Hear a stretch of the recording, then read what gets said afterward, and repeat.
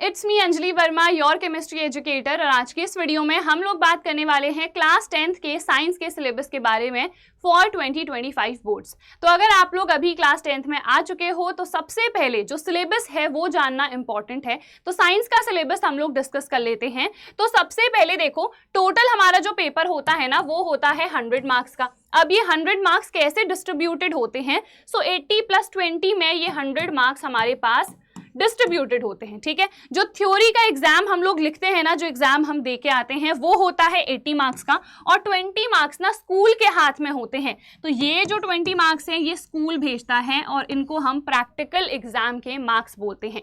तो it is very important कि यहाँ पर भी आप फुल स्कोर करो, तभी जाके यहाँ पर आपका अच्छा स्कोर ओवरऑल आ सकता है 100 में से। तो स्कूल के टीचर्स से पंगा लेने की बिल्कुल जरूरत नहीं है। ठीक है, अच्छे से स्कूल के टीचर्स के साथ बिहेव करो, जो भी वो लोग काम देते हैं, टेस्ट देते हैं, उसमें अच्छा परफॉर्म करो और ये आपके फुल मार्क्स डेफिनेटली जाएंगे। तो चलो हम डिस्कस कर लेते हैं पूरा सिलेबस। तो सबसे पहले केमिस्ट्री में हमारे सिर्फ 4 ही चैप्टर्स आ रहे हैं।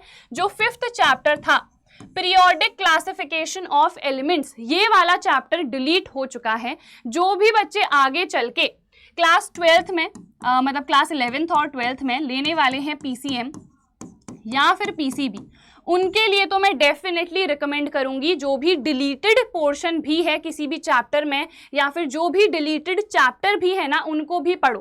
क्योंकि अगर आपको पीरियोडिक क्लासिफिकेशन ऑफ एलिमेंट्स ही नहीं समझ में आएगा सो एलिमेंट्स की प्रॉपर्टीज कभी समझ में नहीं आएंगी।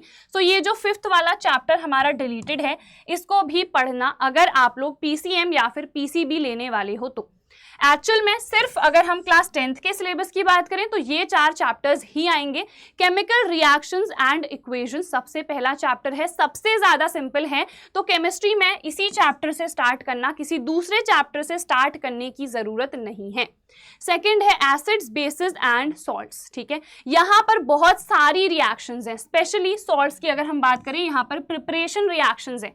तो इंपॉर्टेंट है जब आपको ये रिएक्शंस क्या होती हैं, इक्वेशंस क्या होती हैं, बैलेंस कैसे करेंगे ये समझ में आएगा तो ये चैप्टर भी तभी समझ में आएगा। Same goes for both these chapters also. Metals and non metals, अगर हम इस चैप्टर की बात करें ये काफी इंपॉर्टेंट है। कुछ बच्चों को डिफिकल्ट लगता है बट बिल्कुल डिफिकल्ट नहीं है, हम लोग बहुत इजीली इस चैप्टर को पढ़ेंगे। ठीक है, अभी हम वीडियोस, क्लासेस सब कुछ स्टार्ट कर देंगे, तब आप लोग क्लासेस ज्वाइन कर सकते हो। ऑल्सो जितने ये चैप्टर्स है ना इनके मैं ऑलरेडी 1 शॉट डाल रखे हैं मैंने। ठीक है, ऑलरेडी डाल चुकी हूँ। सो डेफिनेटली आप लोग 1 शॉट्स चेक कर लेना। फर्स्ट चैप्टर तो एटलीस्ट सभी बच्चे स्टार्ट कर लो, सर्च कर लेना chemical reactions and equations by Anjali ma'am, lecture आ जाएगा। ठीक है, उसके बाद 4th है carbon and it's compounds.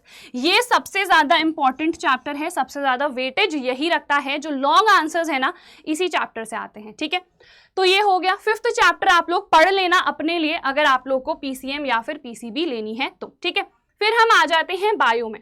Bio में हमारे पास चैप्टर्स डिलीटेड हैं। ठीक है, यहाँ पर हेरिडिटी के साथ साथ पहले इवोल्यूशन भी था।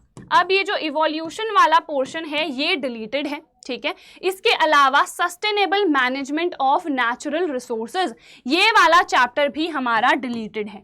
तो ये पोर्शन हमको नहीं करना है। सिलेबस में क्या है तो ये चीजें हमारे सिलेबस में है। सबसे पहला चैप्टर है लाइफ प्रोसेसेस, सिंपल है। यहाँ पर हम जो भी प्रोसेस हो रहे हैं, न्यूट्रिशन है, डाइजेशन है, इसके बारे में पढ़ते हैं। कंट्रोल एंड कोऑर्डिनेशन, जो हमारी एक्टिविटीज हो रही हैं, कोऑर्डिनेट हमारा ब्रेन जो है कैसे कर रहा है, ये सब हम यहाँ पर पढ़ते हैं। हाउ डू ऑर्गेनिज्म रिप्रोड्यूस, आप लोग का फेवरेट चैप्टर, इसके बारे में मुझे कुछ बताने की आप लोग को जरूरत है नहीं, सब आप लोग को पहले से ही पता है। फिर हेरिडिटी एंड आर एनवायरमेंट, तो बहुत सिंपल से चैप्टर्स हैं। टोटल जो वेटेज रहती है ना वो पूरी केमिस्ट्री की 25 मार्क्स की रहती है और सबसे ज्यादा वेटेज का हमारे पास बायो ही है, ये 30 नंबर का आता है। क्योंकि इसमें देखो 5 चैप्टर्स है ना, यहाँ पर सिर्फ 4 ही चैप्टर्स हैं। तो 25 मार्क्स की केमिस्ट्री, 30 मार्क्स की बायो और 25 मार्क्स की हमारे पास फिजिक्स भी आती है। ठीक है, तो फिजिक्स में ये चैप्टर्स हैं जो हमारे सिलेबस में है। सोर्सेस ऑफ एनर्जी, ये वाला चैप्टर डिलीट हो चुका है, ये चैप्टर आप लोगों को नहीं पढ़ना है। ठीक है, अब यहाँ पर देखो 4 कौन कौन से चैप्टर्स हैं। सबसे पहले लाइट, रिफ्लेक्शन एंड रिफ्रैक्शन, तो ये हमारे सिलेबस में है, बहुत ही अच्छा चैप्टर है। इसमें जो रे डायग्राम्स हैं वो मोस्ट इंपॉर्टेंट हैं, तो इसको जब आप पढ़ना स्टार्ट कर रहे हो तो रे डायग्राम्स पे मैक्सिमम फोकस करना। उसके बाद the human I and the colourful world, बहुत ही छोटू सा बहुत ही प्यारा सा चैप्टर है। ह्यूमन आई के बारे में पढ़ते हो, डायग्राम इसका आप लोग सीखते हो। इसके अलावा जो डिफेक्ट्स ऑफ विजन है उनके बारे में पढ़ते हैं, ठीक है। स्कैटरिंग है हमारे पास, डिस्पर्जन है, इन सारे टॉपिक्स को हम यहाँ पर पढ़ते हैं। फिर इलेक्ट्रिसिटी, बहुत अच्छा चैप्टर है ये वाला। यहाँ पर से और यहाँ पर से इन दोनों से न्यूमेरिकल्स आते हैं, एक तो मिरर फॉर्मूला और दूसरा लेंस फॉर्मूला, ठीक है। इनके बेसिस पे न्यूमेरिकल्स आते हैं। यहाँ पर अगर हम बात करें तो ओम्स लॉ सबसे ज़्यादा इंपॉर्टेंट है। ओम्स लॉ के अलावा जो हमारे रेजिस्टर्स के कॉम्बिनेशन होते हैं, सीरीज पैरेलल वाले, न्यूमेरिकल्स करने में ना बहुत मज़ा आएगा, तो ज़रूर प्रैक्टिस करना। उसके बाद magnetic effects of electric current, सबसे ज़्यादा इंपॉर्टेंट चैप्टर है। कुछ बच्चों को स्टार्टिंग में ये डिफ़िकल्ट लगता है, बट ये तभी डिफ़िकल्ट लगेगा जब आपको टीचर अच्छे से ना पढ़ाएं।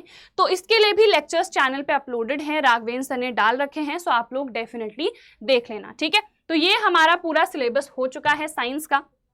आई होप आप लोगों को समझ में आ गया होगा।